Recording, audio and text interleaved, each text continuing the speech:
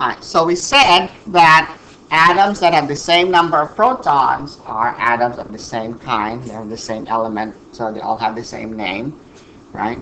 And they all have the same symbol. So if you have an atom that has 8 protons, for example, if you look at this periodic table, atomic number 8, that means oxygen. This is oxygen. The symbol is O. All of the atoms of oxygen will have 8 protons.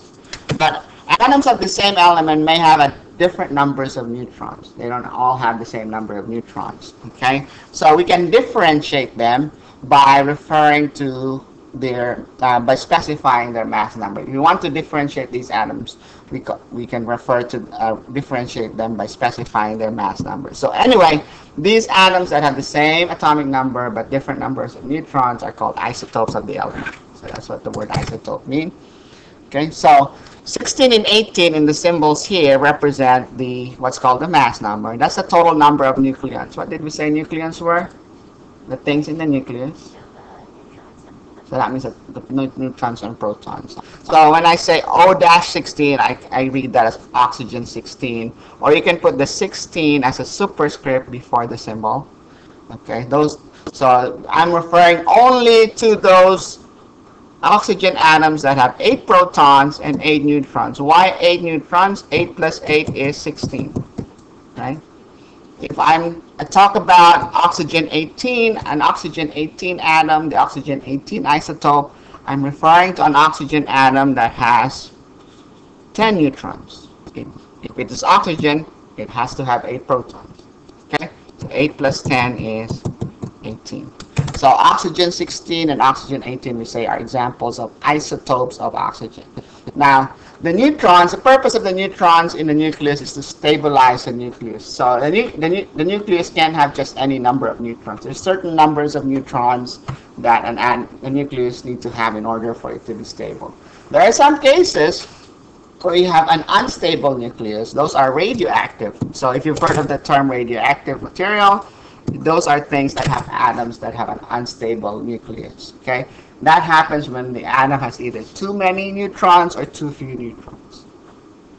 Now, there are a few isotopes that you need to be aware of that are given special names. The isotopes of hydrogen. Hydrogen 1 is also known as protium. Hydrogen 2 is also known as deuterium. And hydrogen 3 is also known as tritium. So the symbol for hydrogen 1 or protium is H. Deuterium is usually represented by the letter D, and tritium is represented by the letter T. Okay, so if you see those symbols for elements, don't be surprised if you don't find them in the periodic table. Those are all symbols for hydrogen, the 3 isotopes of hydrogen. So if I had deuterium, okay, so how many protons would I have? Hydrogen. How many protons does hydrogen have? I don't know. Okay, I don't have the periodic table here, but hydrogen has 1 proton. So if it's H-2, hydrogen 2, that means how many neutrons? 1 neutron. 1 proton plus 1 neutron, that gives you a mass number of 2, right? So you can also represent deuterium with a 2 as a superscript written to the left of the symbol H. Now, typical samples of matter that you'll find in nature, okay? They're generally not going to be isotopically pure. What do we mean by isotopically pure? That means they're not going to just be made up of one particular isotope. So, for example, anywhere if you find oxygen in nature, okay, you'll find that 99.757% of all those oxygen atoms are of the oxygen 16 isotope. And some of it, a small fraction of it, will be oxygen 17. A little bit of it would be oxygen 18. So they're not all going to be oxygen 16. Okay, so what does this mean? Let's say you have 100,000 atoms. Okay, then 99,757 of those atoms are going to be oxygen 16. They're going to have only 8 neutrons. 38 out of that 100,000 atoms will be oxygen 17. They're going to have 9 neutrons. And 205 of those atoms out of 100,000 atoms would be oxygen 18. They would have 10 neutrons. Okay. Now, the isotopic abundance, that's something you can measure in the laboratory experimentally using an instrument called a mass spectrometer. Okay, and a good source of information about the isotopic abundance of the different isotopes, you can get that from a website known as webelements.com. So let me show you where you can find that. So if you go to webelements.com,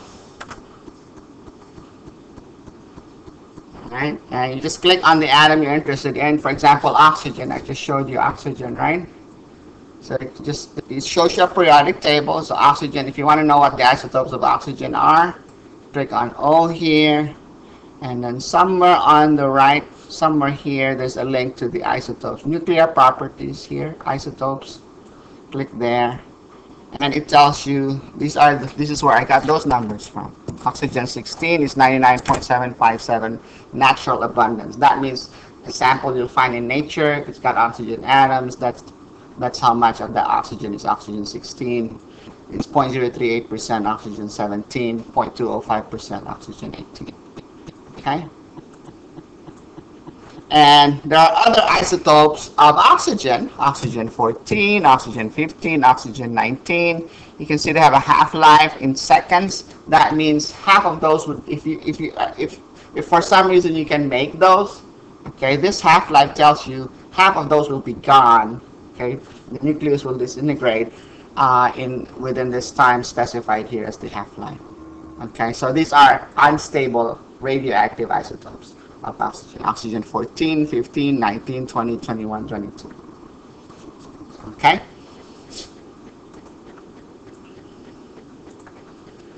What are the masses of the subatomic particles?